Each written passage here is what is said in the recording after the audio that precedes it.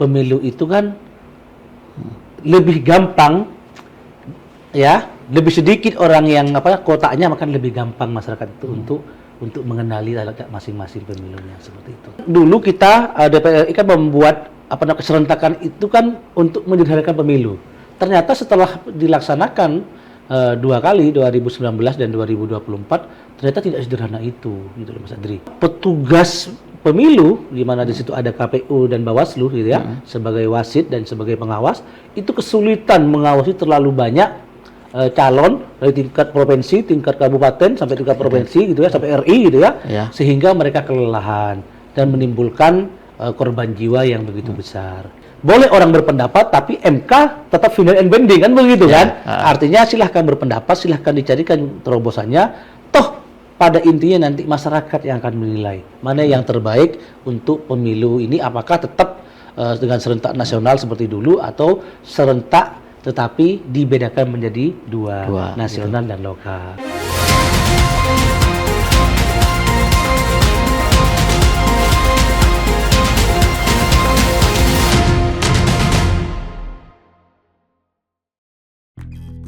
Perjalanan hidup yang penuh dedikasi, komitmen, dan layanan untuk bangsa. Inilah kisah seorang tokoh yang tak hanya berkontribusi, tetapi juga menginspirasi setiap langkahnya. Ubaidillah lahir di Bondowoso, 7 Agustus 1984. Sejak dini menapaki jalan pendidikan yang kokoh.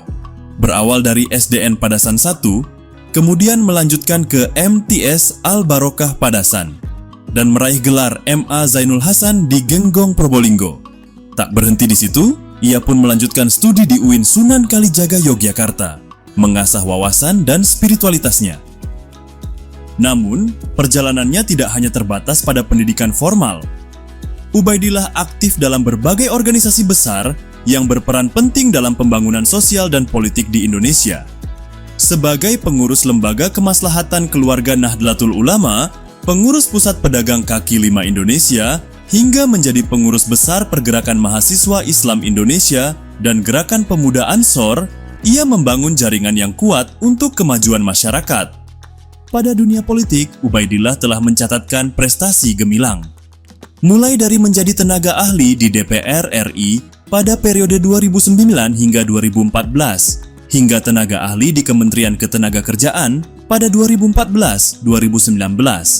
Ia juga dipercaya menjabat sebagai anggota DPRD Provinsi Jawa Timur pada 2 periode, 2019 hingga 2024 dan 2024 hingga 2029.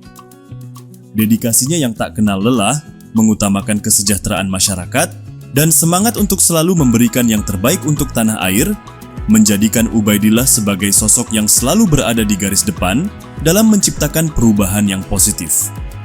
Sebuah perjalanan panjang yang terus berlanjut dengan satu visi yang jelas untuk memberikan kontribusi terbaik bagi kemajuan bangsa dan negara.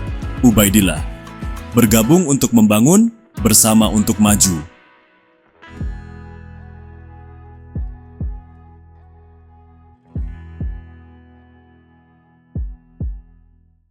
Assalamualaikum warahmatullahi wabarakatuh.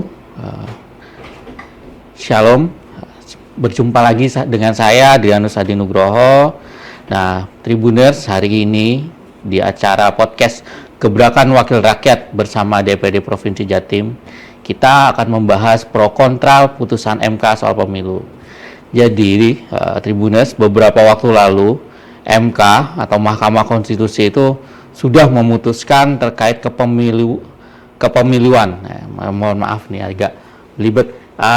Jadi dalam putusan itu, dalam nomor 135 PUU XX 11/2024. Ini harus saya bacakan karena biar tidak salah ya. Jadi dalam putusan itu memisahkan pemilu nasional dan daerah. Nah, keputusan ini tentu menuai banyak sorotan dari publik, banyak orang angkat bicara, dan dalam podcast ini sudah hadir bersama saya Mas Ubaidillah, sarjana filsafat ini Mas Filsafat Islam. Sarjana filsafat Islam yang juga anggota Komisi A. Kita akan membahas polemik dari keputusan MK ini dan apa nanti dampaknya bagi Jawa Timur. Nah, tapi sebelum kita membahas ini, saya harus tanyain dulu, Mas, apakah keputusan ini sudah diterima oleh DPRD Jawa Timur sebelumnya nih? Ya, siap. Terima kasih Mas Adri. Yap. Alhamdulillah hari ini saya bisa ke Tribun ini. Ya, bisa terima kasih silaturahim, banyak nih gitu kita ya, bisa diundang bersama. oleh Tribun untuk bisa bareng-bareng podcast terkait dengan putusan MK yang terbaru itu. Tentunya keputusan itu sudah sudah terjadi, gitu ya, sudah diputuskan oleh MK, tetapi secara draft kami Ya. masih belum dapat. Oke. Tetapi memang tidak ada keharusan kami mendapat itu, karena memang putusan MK itu kan diberikan kepada satu yang menggugat, kedua kepada pemerintah, yang ketiga kepada DPR RI, tembuskan kepada kepala daerah dan lain sebagainya. Oke. Tapi secara prinsip kita sudah tahu semua ini bahwa putusan MK kan final and binding. Oke, nah Mas, ini sebenarnya ya, apa sih yang jadi concern dari Mas Ubay gitu atau teman-teman DPR terkait keputusan ini, Mas? Iya, Ini. tentunya yang pertama kami selaku anggota DPRD Provinsi Jawa Timur, Komisi A bidang pemerintahan dan hukum gitu ya, menyambut baik terhadap putusan MK tersebut. Karena apa? Karena menurut kami memang pemisahan antara pemilu nasional dan pemilu lokal itu memang dibutuhkan untuk di pemilu yang akan datang. Kenapa? Karena dengan pemisahan tersebut maka kami memandang bahwa itu akan mempermudah masyarakat untuk mengenali, gitu ya, untuk mengenali mana yang pemilu nasional itu, mana pemilihan presiden, mana pemilihan DPR RI, dan mana DPD. Sehingga kotaknya tidak terlalu banyak seperti sekarang, tahun 2024. Begitupun juga ketika nanti diadakan pemilu lokal, gitu ya, nanti hanya akan ada 4 kotak. Yang pertama itu kotak untuk pemilihan gubernur dan wakil gubernur, DPR provinsi, dan DPR kabupaten dan bupati atau wali kota.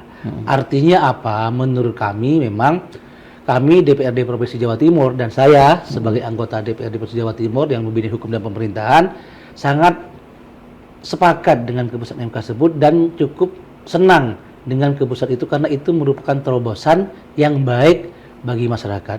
Karena apa? Pemilu itu kan lebih gampang, ya, lebih sedikit orang yang kotaknya, makan lebih gampang masyarakat itu untuk mengenali masing-masing pemilunya seperti itu. Oke, Mas Ubay, tapi dari ini kan kita semua tahu lah bahwa pemilu yang kemarin itu menelan anggaran yang sangat besar. Anggaran sangat besar, betul. Nah, apakah ketika nanti dipisahkan, apakah pemerintah Jawa Timur itu mampu dengan anggaran yang ada pemisahan, satu dari pemerintah, satu menyelenggarakan lagi untuk daerah gitu. Ya. Nah, dari pandangan Mas Ubay dengan kondisi yang sekarang ini. Kan kalau pemilu nasional itu Ya. Mas Adri itu dibiayai menggunakan APBN. Ya. Nah, jadi pemilu presiden, pemilu DPR RI, dan pemilu DPD itu murni dibiayai oleh APBN. Yap. Tidak menggunakan APBD provinsi. Ha-ha. Sedangkan pemilu lokal atau daerah, gubernur, DPR provinsi itu menggunakan anggaran DPR, menggunakan APBD Provinsi Jawa Timur. Betul. Sedangkan untuk yang wali kota, bupati, dan DPR kabupaten itu kan juga menggunakan APBD lokal. APBD lokal. Jadi sebenarnya tidak ada permasalahan terkait pendanaan tersebut. Malah menurut saya memang selayaknya ya begitu, gitu loh. Agar tidak campur-campur begitu loh. Anggarannya ya. Anggarannya justru dengan kotak yang lebih sedikit gitu ya, dengan kesederhanaan itu saya rasa nantinya biaya pemilu akan lebih ringan daripada pemilu serentak seperti saat ini. Kenapa bisa lebih ringan gitu ya? Karena memang kalau kemarin kan satu kotak itu kan 300 pemilih. Iya, ya. 300 pemilih. Lah kalau hanya yang dipilih hanya presiden sama DPR sama itu kan bisa 600 pemilih semuanya gitu loh. Sehingga kotaknya lebih sedikit gitu ya.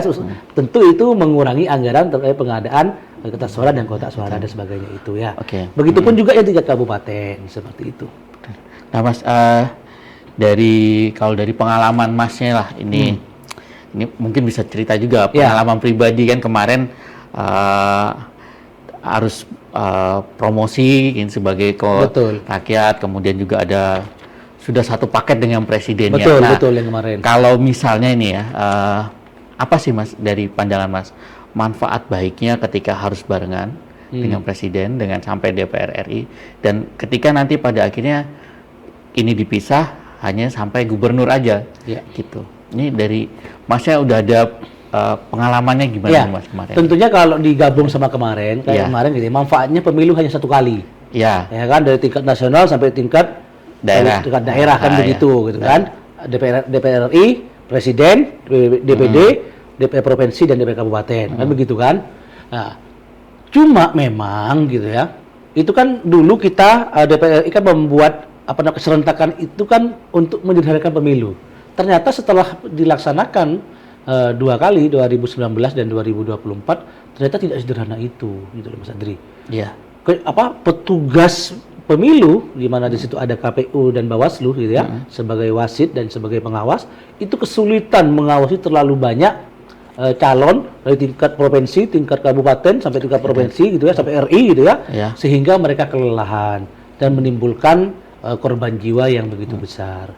Menurut saya bukan hanya terkait dengan keserentakannya yang harus dipertimbangkan, tetapi unsur kemanusiaannya juga diperhatikan seperti itu, sehingga kami rasa dengan pemilahan pemilu nasional dan pemilu lokal ini, menurut saya ini bagian dari solusi untuk bisa mengurangi satu kos, yang kedua kelelahan bagi petugas pemilu itu sendiri, Bawaslu dan KPU itu sendiri seperti itu.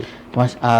Tapi kan ini kan kita udah jalan 2 kali nih ya. Betul. Jalan 2 kali, dan apakah ini cuma sekedar opini aja. Apakah itu nanti tidak mempengaruhi masa kerja? Nah, ini nih gimana nih Mas? Lah ya, dalam putusan MK terbaru kan dijelaskan bahwa pemilu nasional itu yang terdiri dari DPR RI, Presiden dan DPD itu tahun 2029. Ya. Sedangkan DPR provinsi, DPR kabupaten, gubernur, bupati dan wali kota itu minimal 2 tahun setelah pemilihan presiden gitu ya, dan DPR ataupun setelah pemilu nasional, maka maksimal 2,5 tahun. Artinya bahwa itu ada kemungkinan bahwa DPR RI harus membuat peraturan transisi, di mana hari ini kan perdebatannya cukup panjang ya, bahwasanya kan dalam Undang-Undang Dasar ya, bahwa pasal 22E itu dikatakan bahwa pemilu itu adalah DPR RI, Presiden gitu ya, dan DPR provinsi dan kabupaten seperti itu. Lah, dengan putusan MK ini tentunya ini bagian dari bagian dari transisi yang memang harus dicarikan jalan keluarnya oleh pembentuk undang-undang, yaitu DPR. Mau tidak mau ya memang harus dicarikan solusi. Solusinya apa? Ya bisa perpanjangan atau yang lain. Kayak kami serahkan saja pada rekan-rekan dan teman-teman DPR RI yang membuat aturan tersebut. Intinya kami DPRD provinsi dan DPR kabupaten akan patuh terhadap putusan MK. Itu. Nah, kemudian kalau misalnya ini tidak untuk 2030 gitu Mas. Jadi 2030 masih pakai aturan yang lama. Itu masih kok ada kemungkinan nggak terjadi itu? Ya kemungkinan bisa. Kalau teman-teman DPR RI semuanya tidak mengindahkan putusan MK. Karena kan perdebatannya hari ini kan bahwa putusan MK itu kalau dilaksanakan juga melanggar konstitusi. Kan begitu. Tapi kan juga ada pendapat bahwa ini transisi, bukan melanggar, tapi ini untuk kebaikan. Kenapa? Transisi itu juga pernah terjadi loh, gitu kan, bukan hanya ini. Contohnya gitu ya. Kemarin kepala daerah itu banyak yang jabatannya habis sebelum pemilu kan begitu kan. Tapi kan diperpanjang setelah pemilu kan begitu kan. Ada transisi dia setahun gitu loh, transisi 2 tahun. Ini kan sama aja sebenarnya, hanya transisi 1 tahun atau 2 tahun seperti keputusan MK. Saya rasa tidak terlalu sulit bagi rekan-rekan DPR RI untuk bisa melakukan kajian gitu ya. Tentunya apapun yang terbaik yang dikaji hari ini oleh DPR RI sampai bagaimana nanti undang-undang itu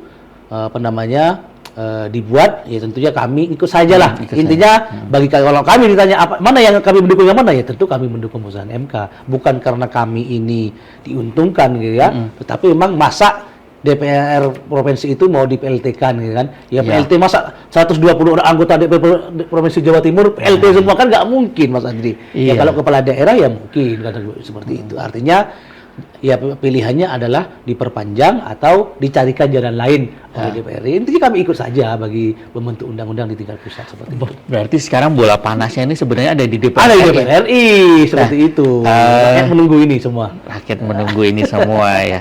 Tapi Mas, kalau dari kacamata Mas Ubay Ya. sebenarnya, Ya. apa sih kelemahan dari ada nggak sih sebenarnya kelemahan dari pemisahan ini sebenarnya? Gitu. Ya ada dong Mas Adri. Ha. Kelemahannya tentunya ya pertama karena hari ini pemilunya dipisahkan ya antara pemilu presiden Dengan pemilu di daerah. dengan pemilu di daerah. Tentunya kan kelemahannya kita akan kerja 2 kali gitu kan. Satu, kita pemilu nasional membantu memilih berkampanye terkait dengan presiden gitu ya. Yang kedua memilih DPR RI, kan nggak mungkin DPR RI tidak bersama-sama dengan DPR provinsi dan kabupaten. Minimal timnya di bawah kan begitu kan? Minimal timnya di bawah. Ya tentunya setelah kami bekerja untuk teman-teman di DPR RI, kami juga bekerja untuk diri kami sendiri. Tentunya kelemahannya juga ada rasa mungkin ya lelah ya, tetapi ya kalau itu bagian dari konstitusi yang sudah diatur, saya rasa ya kita akan lakukan itu dengan lapang dada. Oke, tapi dari kajian partai atau Ya. ada nggak cuma kajian partai atau mungkin dari DPR sudah bikin rapat sendiri? Oh ini planning A, kalau misalnya ini yang terjadi ini seperti ini, planning B gini. Ya, Ada nggak? tentunya masing-masing partai hari ini pasti mengkaji ya secara seksama terkait dengan putusan Mahkamah Konstitusi tersebut. Ya, kami tunggu saja karena di partai kami hari ini juga masih belum ada keputusan. Tapi kan pendapat 1 orang 2 orang kan berbeda-beda, Ya, wajar namanya benar. juga pendapat kan. Ha. Tetapi kan yang namanya kebijakan tidak boleh berpendapat. Kebijakan itu ya harus sesuai dengan apa yang sudah diputuskan kan begitu kan. Jadi boleh orang berpendapat tapi MK tetap final and binding kan begitu Ya, kan. Artinya silahkan berpendapat, silahkan dicarikan terobosannya. Toh pada intinya nanti masyarakat yang akan menilai mana yang terbaik untuk pemilu ini, apakah tetap dengan serentak nasional seperti dulu atau serentak tetapi dibedakan menjadi dua nasional dan lokal. Kami sekali lagi dalam posisi sebagai anggota DPR atau sebagai pribadi lebih suka dipisah.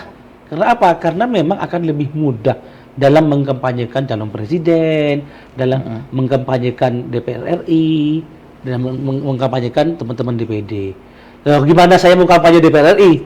Ya, kalau saya aja jalan di waktu bersamaan, kan begitu kan Mas Ardi? Ya. Tentunya harusnya menurut saya dengan dipisah ini kita di DPR provinsi ini bisa membantu teman-teman di DPR RI, senior-senior kami yang di DPR RI itu untuk bisa membantu mereka karena kami masih ada 2 tahun nih jeda waktunya. Kami akan all out untuk membantu mereka dalam pencalonan sehingga sukses seperti apa yang sudah diinginkan oleh partai kami.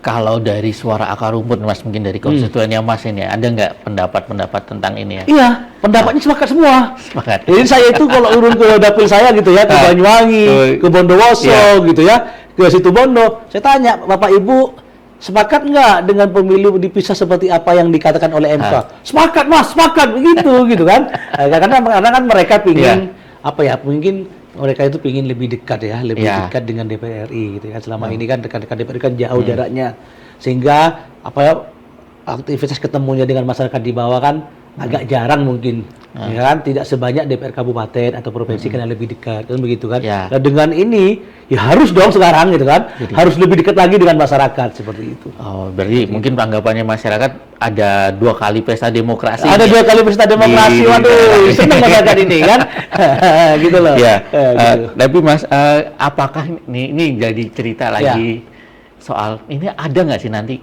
perubahan strategi kira-kira?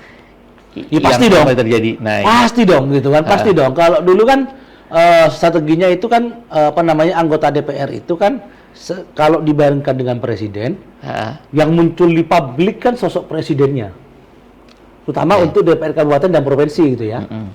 Kalau DPR RI kan memang berbarengan seperti itu. Lah hari ini dengan dipisah itu, maka DPR provinsi itu harus wajib memprofil dirinya lebih baik. Karena tidak berbarengan dengan isu presiden, masyarakat akan gitu ya melihat dengan detail dan seksama. Oh, calon DPR provinsi ini orangnya ini sering turun ke dapil, menerima aspirasi dengan baik. Oh, calon DPR kabupaten ini orangnya sering turun ke dapil. Kalau dulu kan karena barengan jadi masyarakat lebih fokus ke presidennya. Lah karena sekarang tidak berbarengan dengan presiden, tentunya masyarakat akan lebih selektif dalam memilih wakil rakyat di tingkat provinsi dan di tingkat kabupaten. Begitupun juga bupati dan wali kota. Berarti kalau kemarin kan udah ada istilah kubu-kubuan nih. Kubu-kubuan. Kubuan karena mungkin calonnya 2 ya. Jadi Ya. kubu A, calonnya 3, kubu A, kubu B atau kubu C. Nah, kalau misalnya besok ini bisa jadi itu jadi tidak menguntungkan presiden juga dong atau DPR RI-nya karena tidak linear dengan bisa jadi tidak linear dengan bupati gitu. Ya, kan putusan MK kan sudah jelas ya, Iya. Mas Adri, bahwa presidensial threshold untuk tahun 2009 itu 0%. Iya. Ya, putusan MK nomor 2, parliamentary threshold untuk 2009 itu 0% juga. Iya. Artinya partai politik berhak untuk mencalonkan dan punya hak ataupun bisa mencalonkan sebagai calon presiden sendiri-sendiri. Iya. Tinggal diatur dengan DPR dengan pembentuk undang-undang dalam undang-undang yang baru, apakah nanti yang dimaksud dengan bisa mencalonkan sendiri itu apakah perorangan, apa namanya, per partai bisa atau hanya partai parlemen atau partai yang baru-baru juga. Karena kan dengan begitu tentunya kan strateginya berbeda. Dulu cuma 3 nih, tapi hanya dengan keputusan MK yang parliamentary threshold dan presidential threshold 0, ini bisa dimungkinkan loh calon presiden ini bisa lebih dari 5. Kan begitu. Begitu juga Artinya, dengan gubernur ya, maaf. begitu pun juga dengan gubernur. Nah, gitu loh. Karena tidak ada lagi kan. Nah, tapi kan di gubernur kemarin juga di MK kan apa namanya ada batasan. Iya. Ya, batasan waktu itu ada batasan apa namanya kalau bupati kemarin ada batasan perolehan kursi kan. Tapi tidak seperti dulu kan, perolehan kursinya sudah diperkecil oleh MK seperti itu. Nah, tentunya strateginya juga berbeda dong dengan calon yang sedikit dengan calon yang banyak itu juga berbeda. Dan juga dulu kan orang partai politik mau mencalonkan ketua umumnya atau mencalonkan tokohnya itu kan karena tidak memiliki kursi yang cukup kan tidak nyalon. Iya. Gitu kan? Nah, sekarang kursi cukup semua nih, bisa mencalonkan presiden nih, gitu kan? Artinya dengan kursi yang cukup ini tentunya kan semua partai ingin menjadi pemenang pemilu. Iya. Gitu kan? Dengan ketua umumnya maju atau dengan tokoh yang diusung oleh partai tersebut, harapannya kan bisa mengangkat gitu ya konsep efek kepada partainya kan begitu. Ya tergantung nanti apakah pilihan itu yang diambil oleh partai politik di tingkat pusat atau gitu ya tetap seperti kemarin dengan calon yang terbatas. Intinya bahwa MK sudah memutuskan itu persentase sudah 0%, tentunya strategi tadi berbeda banget gitu. Apalagi kalau calonnya lebih dari 5 ya, berbeda banget. Awas, kemudian ini juga apakah itu nanti juga tidak mempengaruhi hubungan ketika sudah terpilih ya presidennya sama gubernurnya kemudian bertentangan gitu. Mas ada melihat peluang itu nggak sebenarnya dari ya yang namanya pemerintahan itu kan gubernur kan sebenarnya juga wakil dari pemerintah pusat gitu ya. Ya. Jadi gubernur itu kan selain sebagai kepala daerah juga perwakilan dari pemerintah pusat. Ya harusnya tidak ada dong pertentangan ya antara kebijakan nasional dengan kebijakan di tingkat provinsi. Karena memang mau tidak mau kan gubernur sebagai wakil dari pemerintah pusat kan berarti kan ada banyak presiden. Ya. Jadi, masa mau bertentangan dengan presiden gitu kan? Ya harapan saya sih semoga itu tidak terjadi, bahwa mungkin ada perbedaan pendapat. Mas Adri itu mungkin dimungkinkan, tapi bagi saya jarang lah siapa yang berani sama presiden gitu ya. Iya. Gitu loh ya. Ini kan masih beropini. Iya, betul. Kita sekarang masih meraba-raba, terutama masalah strategi dan Iya, komunikasi dengan masyarakat itu Mas yang mungkin aja nanti ketika ketika kampanye ya, itu kan pasti kayak yang kemarin aja kan ketika calonnya hanya 3 ya. Itu kan tegang banget nih. Betul. Tegang banget kan, kerasa betul, ya kan? Kerasa betul. Ketika tegang banget. Nah, kemudian ketika ini dipisah, apa itu nggak menjadi semakin tegang ya? Ya bisa tegang, bisa tidak tegang ya kan? Nah, tergantung ini itu Mas Adri. gimana nih? Nah, karena kan begini gitu ya. Dengan presiden yang kosong itu tadi, Iya. itu kan dimungkinkan banyak partai nyalon sendiri nih. Iya. Ya kalau terlalu banyak partai yang nyalon, tentunya ketegangannya nggak terlalu tegang dong. Iya. Ya kan? Karena sudah calonnya terlalu banyak. Kan yang tegang itu kalau vis a vis gitu loh Mas Adri. Iya, benar. Ya kan? Kalau 1 lawan 1 gitu tegang biasanya. Tapi kalau calonnya lebih banyak biasanya unsur ketegangannya itu berkurang. Nah, kami melihat bahwa dengan putusan MK ini kan semangatnya memberikan peluang kepada partai-partai politik untuk bisa mencalonkan diri gitu ya sebagai calon presiden, baik itu mengangkat dari kader partainya atau dari luar partai. Tetapi kan kita sekali lagi gitu ya, kita kembalikan kepada partai politik berani tidak untuk mencalonkan, hitung-hitungannya seperti apa. Dan saya rasa itu baru kita tahu nanti jelang-jelang pemilu nih. Tapi yang jelas bahwa putusan MK menurut saya sesuai dengan sejarah, tidak pernah putusan MK itu dilanggar oleh pembentuk undang-undang. Dan saya yakin pembentuk undang-undang, DPR, rekan-rekan DPR, senior-senior saya yang ada di Jakarta pasti akan mengikuti dan mencarikan solusi terkait dengan putusan MK tersebut. Mas, ini terkait juga dengan suara, Mas. Ya. Jadi kita kan semua tahu partisipasi di pemilu di Jawa Timur ya. Ya. Kan angkanya dari 70 sampai 80. Betul. Jarang ya sampai 90. Betul.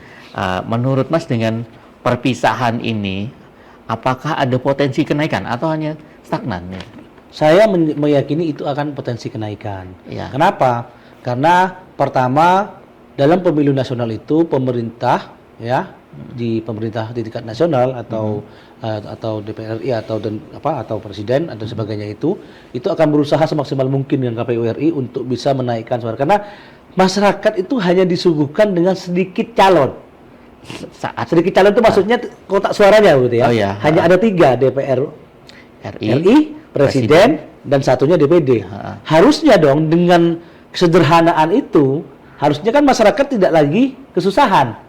Kalau masyarakat tidak lagi susah dalam mencari calon presidennya, calon DPR-nya, harusnya menurut hemat kami itu akan menambah partisipasi publik. Begitupun juga dengan pemilu di tingkat lokal. Karena masyarakat pasti akan fokus pada siapa gubernurnya, siapa DPR-nya dan sebagainya, hanya ada 4 gitu sama-sama lokal semua, tidak berbarengan dengan presiden. Saya yakin itu akan menambah partisipasi masyarakat. Tapi kan partisipasi kan indikatornya bukan cuma itu. Ya ada ini sosialisasinya yang masif di KPU dan juga anggarannya dan lain sebagainya. Harapan saya meyakini ini bisa menaikkan kontribusi. Asalkan asalkan pemilunya masih terbuka. Tapi kalau pemilunya tertutup, wah itu saya tidak tahu. Mungkin ya partisipasinya akan semakin menurun seperti itu.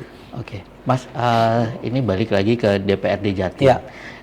Apakah dari DPRD Jatim itu di sesama komisi A ini ya, sudah ada wacana untuk menggulirkan diskusi ini ke publik atau masing-masing baru beropini gitu? Ya, kami memang sedang berencana. Kami kemarin sudah ke Komisi 2, sekedar ngobrol-ngobrol dan juga kunjungan kerja gitu ya. Memang kan kami sedang menunggu.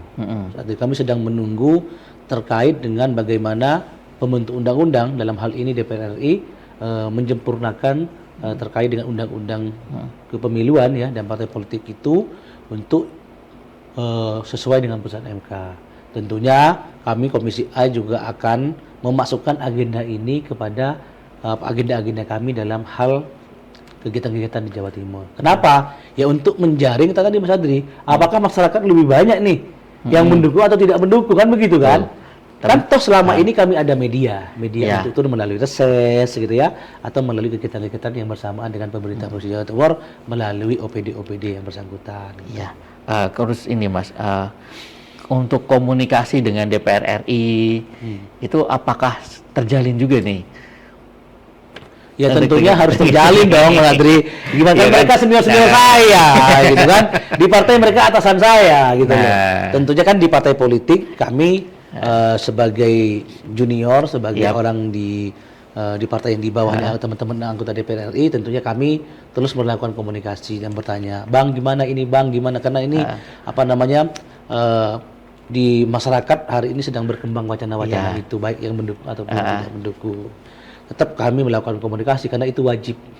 Karena kan kami tidak punya wewenang untuk membuat undang-undang, yang punya wewenang kan beliau-beliau. Sehingga tentunya kami menyampaikan aspirasi di dapil-dapil kami ya. Tentunya kan kayak saya kan dapilnya hampir sama nih dengan DPR RI. DPR RI juga dapilnya 3 kabupaten, Situbondo, Bondowoso, Banyuwangi. Saya juga Situbondo, Bondowoso, Banyuwangi gitu kan. Artinya apa? Tentunya karena dapil kita sama gitu ya. Tentunya saya menyampaikan kepada teman-teman anggota DPR di tingkat pusat, ya ini Bang, aspirasi yang masuk, yang begini, yang mendukung ini, yang tidak mendukungnya ini. Artinya, tapi toh semuanya kami serahkan kepada rekan-rekan di DPR RI semuanya. Bola ada di mereka, silahkan diputuskan. Kami siap mengikuti apapun hasil yang dihasilkan oleh undang-undang. Baik, Mas, ini juga mungkin ada pesan terakhir nih Mas untuk dapil di Masnya gitu, atau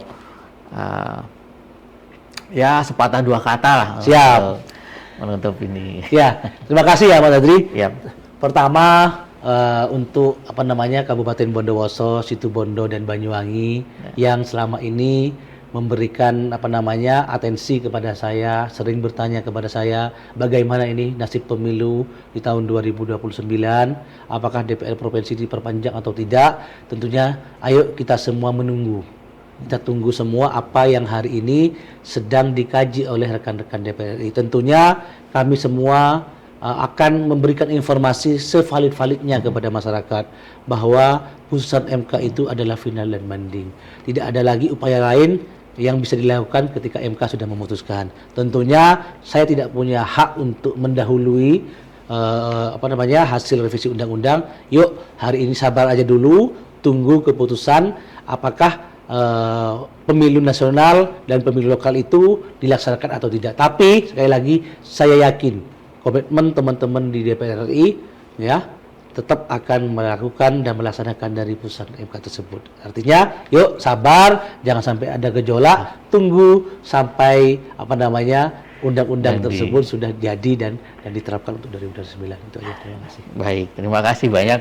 Baik Tribuners, demikian diskusi kita dengan Mas Ubay dari DPRD Jawa Timur terkait putusan MK. Jadi memang ini kita masih menunggu dan bola panas.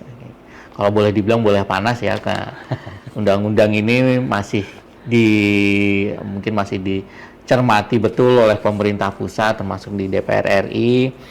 Bagaimana kemudian keputusan itu, marilah kita tunggu satu persatu, kita tunggu prosesnya, karena pemilu berikutnya itu di tahun 2030 ya, dijadwalkan di tahun 2030 dan kita juga berharap supaya juga pemisahan ini memang benar-benar terjadi karena akan menguntungkan para pemilih di daerah gitu ya. Oke, terima kasih diskusi ini. Sampai jumpa di diskusi atau di podcast DPRD Provinsi Jawa Timur edisi berikutnya. Sekian dan sampai jumpa.